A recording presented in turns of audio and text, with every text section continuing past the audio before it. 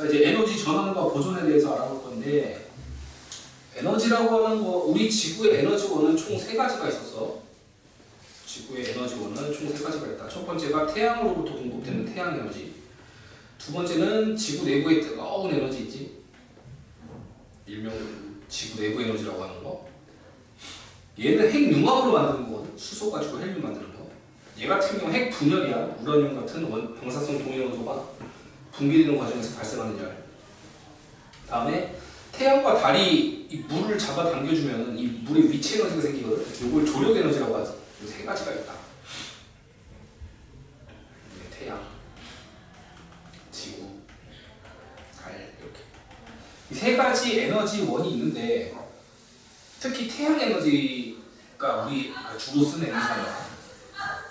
태양 에너지로부터 들어온 다음에 열 에너지로 나가거든. 열 에너지로 나가. 이때 이 값이 전환되고 보존된다는 거야. 태양이 100을 쏘면 결국 100이 나간다. 형태를 바꿔서 나간다. 그럼 에너지가 전환되고 보존되면은 에너지는 무한 아니냐라고 했을 때 열 에너지가 문제인 거거든. 열 에너지는 그 사용 불가능한 열 에너지라는 게 있어. 사용 불가능한 에너지. 그러니까 열이 있다고 해서 무조건 사용할 수 있는 게 아니고 의미 있는 열이 되려면 물을 끓여야 돼. 물을 끓여서 증기기관을 돌릴 수 있을 정도 돼야 이제 의미 있는 열이고, 우리 체온 정도로 뭐 할 수 있는 게 없거든. 그래서 어느 정도 높은 열 에너지가 있어야지만 가능한데 그 은은한 열로 빠져나가니까 우리가 사용할 수가 없는 거야. 자, 여기서 에너지 전환 과정이 쭉 나오는데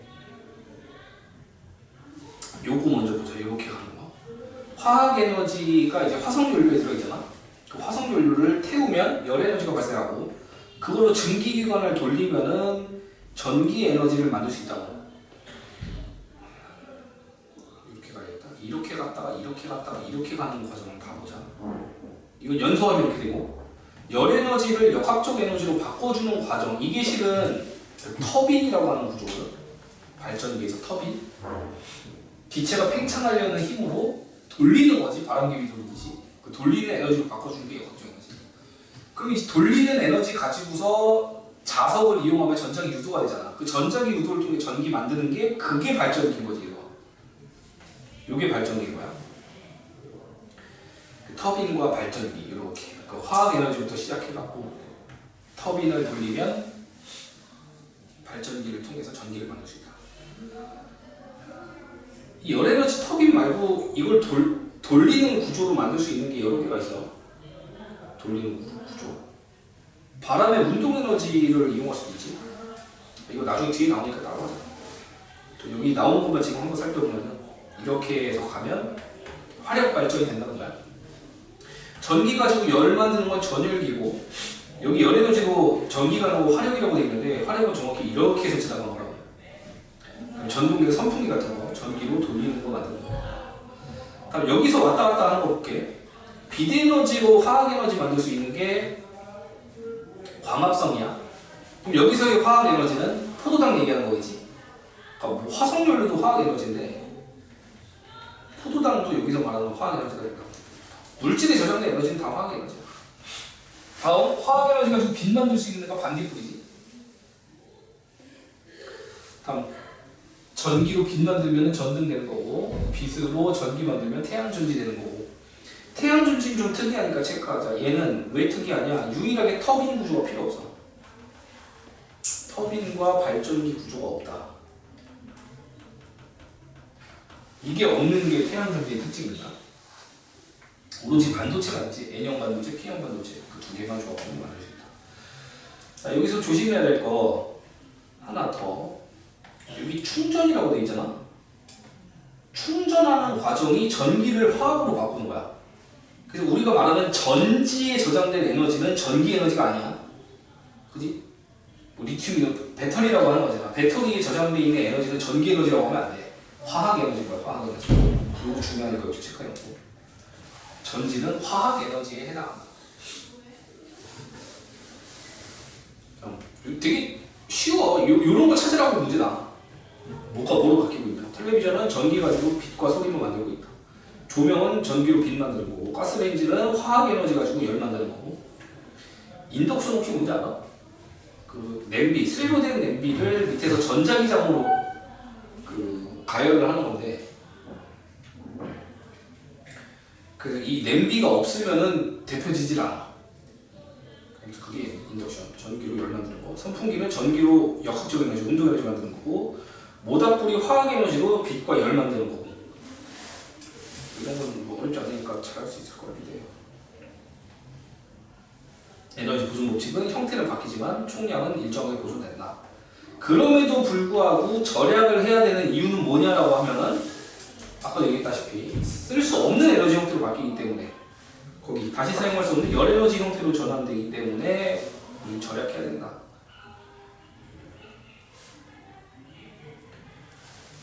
여기 이제 예시로 휴대전화에서 전기 가지고 뭐로 바꿀 수 있습니까? 예 나오거든. 일단 휴대폰 계속 쓰면 뜨끈뜨끈해지니까 열 에너지는 기본이고, 스피커는 소리, 화면은 빛, 진동은 이제 운동 에너지, 진동이 있어. 배터리를 잘 가야지. 요거. 전기 가지고 뭐 만든 거야? 화학 에너지 만든 거야. 전지라고 하는 거, 화학 에너지라는 거 까먹지 말자. 됐고, 밑에 에너지 효율 얘기 나오는데, 이 공급에 대해서 얼만큼이 실질적으로 일을 하냐. 보통 이제 열로 손실되는데, 열이 덜 손실될수록 좋은 거겠지. 그 에너지 효율을 구하는 방법 뭐라고 나오나?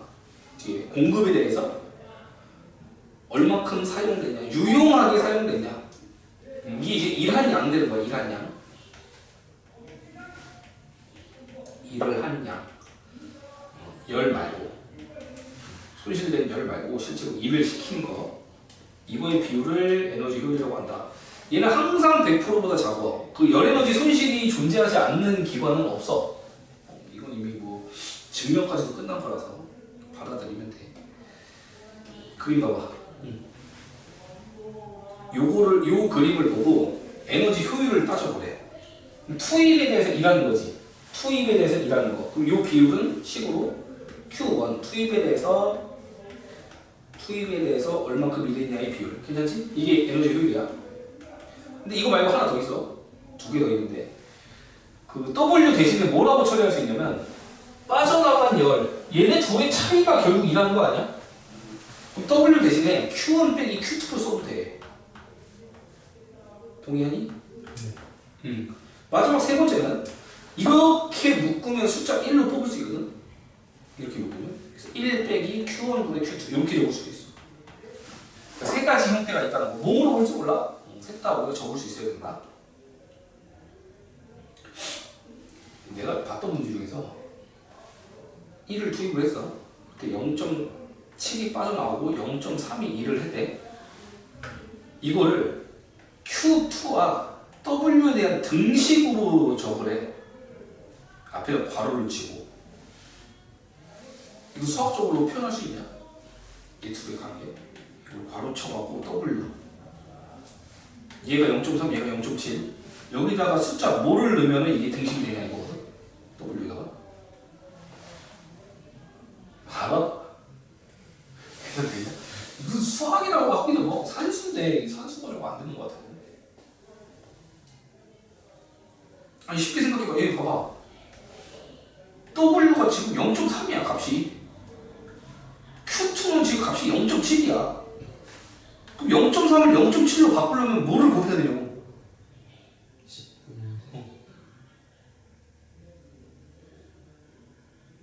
갑자기 왜 멈췄냐? 얘 0.3을 0.7로 바꾸려면 뭐분의 뭐 하면 되는데? 분수 곱하면 되는데?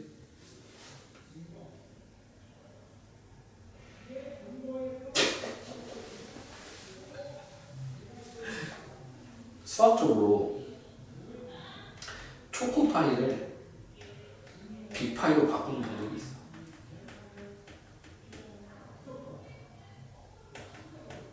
초코분에 빅을 곱하면 돼. 그럼 약분 되면서 빅파이로 바뀌어. 똑같은 거 아니냐? 그럼 뭐분에 뭐 곱할래? 0.3분 그렇지. 0.3분의 0.7이야. 근데 이제 이런 식으로 안 쓰고 3분의 7 이렇게 적겠지. 이해가? 이런 식으로 해서 표현하는 게 나왔는데 또 나오면 틀렸겠다? 지금 멍 때리는 거 보니까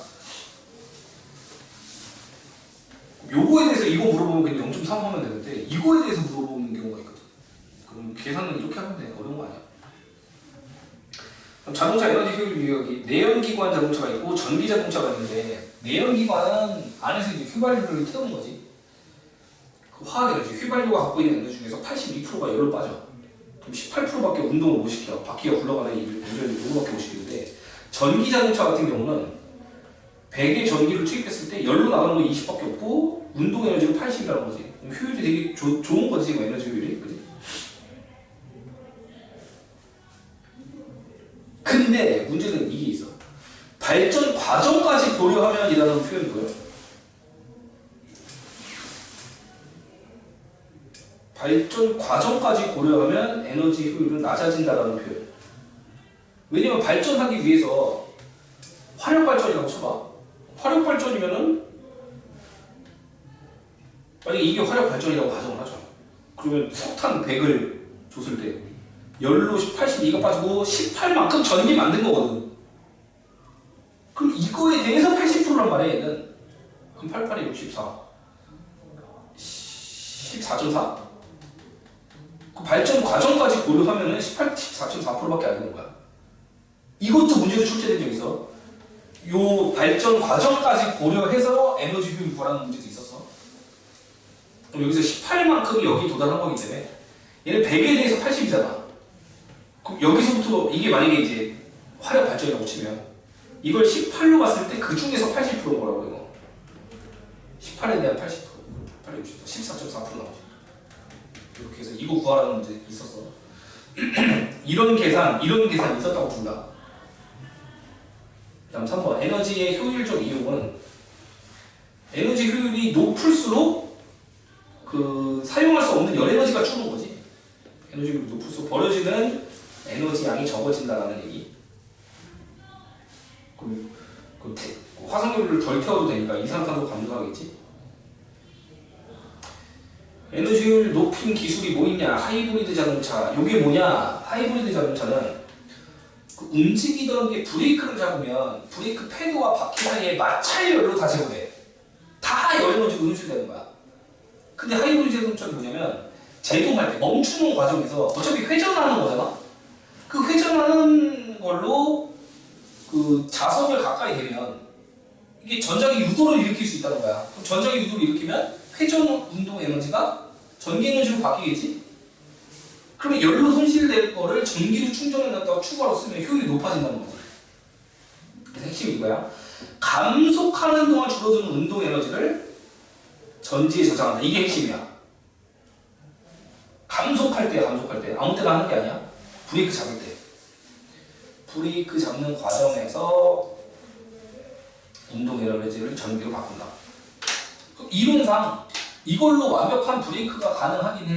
막 움직이고 있었는데 이 코일인 거야 이게. 바퀴에다 코일을 감는 거지. 코일이 계속 돌고 있는데 자석을 가까이 개면은 이 발전기가 유도될 거 아니야? 그 운동 에너지가 전기로 계속 바뀌면서 에너지가 전환되잖아. 그 전환과 보존 때문에 운동 에너지가 사라지고 결국 멈추거든. 근데 이게 시간이 좀 걸려. 그러니까 급브레이크 상태에서 전자기 유도만으로는 제동이 안 되는 거야. 뭐 제동이 100m 된다 그러면 쭉 미끄러지면서 발전하면서 가면 돼. 근데 갑자기 급브레이크 밟아야 될 수도 있잖아. 갑자기 사람이 튀어나온다던가. 근데 전자기 유도를 이용해서 멈추려고 그러면 오래 걸린다는 거지. 그래서 실제 브레이크는 두 개가 같이 작용해. 브레이크 살살 잡으면 전자기 유도로 작동하다가 세게 확 급브레이크를 밟으면 이제 패드가 도와준다고. 브레이크 잡는 걸. 하이브리드. 이거 되게 좋아. 확실히 좋아. 나는 이제 둘 다 경험해봤거든. 일반 자동차는 그 우리 아버지가 타시는 소나타 1리터당 7에서 8km밖에 못 가. 휘발유 1리터 집어넣으면 7km 또는 8km 달리면 끝이야. 근데 내 차는 하이브리드란 말이야. 1리터가 24km 정도 갈 수 있어. 내 차 여기 3배가 넘어. 제동할 때 에너지를 전기로 바꿔가고 나중에 다시 써먹을 수 있다는 게 이 정도 효율이 바뀌는 거야. 화력발전 에너지 흐름 나왔네.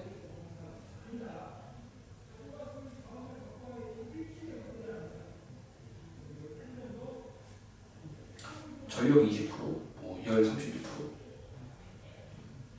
얘는 버려지는 열을 회수해갖고 추가적으로 이제 사용하는 건데, 특히 열병합 발전은 어디에 초점 맞추냐면 온수와 난방에 초점 맞춘 거야. 버려지는 열을 회수해갖고 온수와 난방 쪽으로 사용하는 거. 뒤에 보면 그 열을 회수해갖고 난방이나 온수를 함께 공급한다. 그러면 에너지 효율이 올라갈 수 있다고. 원래 버려지는 열, 물을 끓일 수 없는 열이지만 사용할 수 있게 된 거다. 이게 열병합 발전이다. 이 전기자동차 회생제동 기술이라는 게 내가 아까 얘기한 거야. 그 브레이크를 밟으면은 그걸로 발전을 해갖고 멈출 수 있다.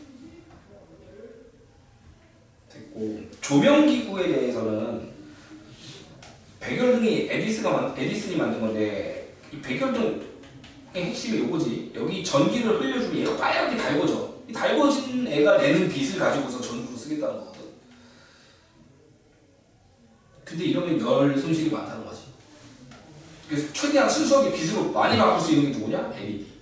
LED가 제일 효율이 좋아. 백열등, 형광등보다 LED가 효율이 훨씬 좋다. 그럼 에너지 효율 관리에서 에너지 소비율 등급 표시제도, 두 번째 에너지 절약 표시제도 두 개가 있는데, 이 등급 표시에서 1등급일수록 에너지 효율 좋은 거 알아? 그리고 기억해야 될 게 1부터 5까지밖에 없어. 이거 5다 보기로 1에서 10 또는 1에서 9까지 있다는 얘기 들을 게 많이 나오거든. 그건 이제 수능 등급이고 에너지 효율 등급 5까지밖에 없다고. 여기도 밑줄 그어. 1에서 5까지. 그 1이 효율 좋은 거, 에너지 효율이 좋은 거, 여기까지 체크해놓고 에너지 효율이 좋다. 그럼 에너지 절약 표시는 뭐냐면 아무 애한테나 주는 표시가 아니야. 이 에너지 절약은 언제 주냐면 대기 전력 줄이는 거예요. 대기 전력을 줄였다라는 표현 나오지? 그러니까 코드를 그냥 꼽아놓고 있으면은 이게 대기 전력인 거거든. 저거를 좀 획기적으로 낮춰놓으면은 이 표시를 준다. 에너지 절약 표시. 그 정도 알면 될 것 같고. 스마트 플러그는 그 전등 스위치인데 밖에서 와이파이 연결해갖고 불 끄고 불 켜고 하는 거 있거든. 그게 스마트 플러그고. 회생제도 기술 아까 얘기했는데. 이 문제 풀어볼까? 배울까?